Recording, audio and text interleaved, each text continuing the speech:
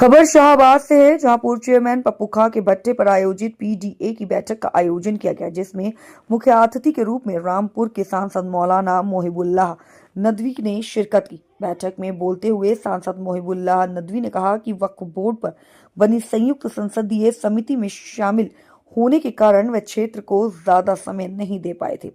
उन्होंने भारतीय जनता पार्टी के सरकार पर निशाना साधते हुए कहा कि कुछ लोग होली और ईद में भी फर्क कर रहे हैं। उन्होंने आगे कहा कि भारतीय जनता पार्टी की सरकार में हर मर्ज की दवा मुसलमान है।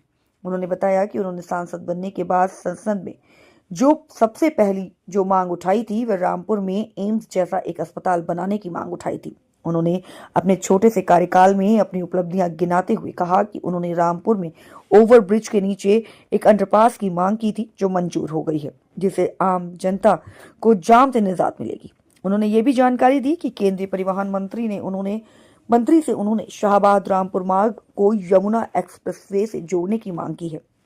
उन्होंने अपने संबोधन में आगे कहा कि उनकी दिली ख्वाहिश है कि रामपुर में शिक्षा का स्तर ऊंचा हो, जिससे रामपुर का हर बच्चा पढ़ सके। उन्होंने बताया कि अब तक सांसद निधि से 51 लाइट स्वीकृत कराई गई है, जिनमें से 8 लाइट शाहबाद को मिली है तथा सांसद निधि से ही 15 रोड भी स्वीकृत हुई हैं, जिनमें से 2 रोड शाहबाद को मिली है।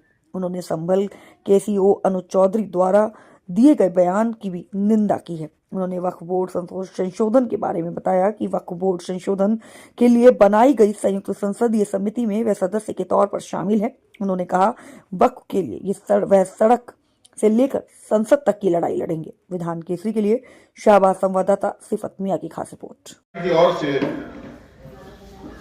पीडीए का ये सम्मेलन माननीय सांसद मौलाना मोहिबुल्लाह नदवी साहब के निर्देश के अनुसार मुनक्कद किया गया है। आप लोग माननीय अखिलेश यादव जी ने दिशा निर्देश हमारे एमपी साहब को दिए होंगे, हमें तो एमपी साहब ने ही निर्देश दिया है। तो मैं रमजान के महीने में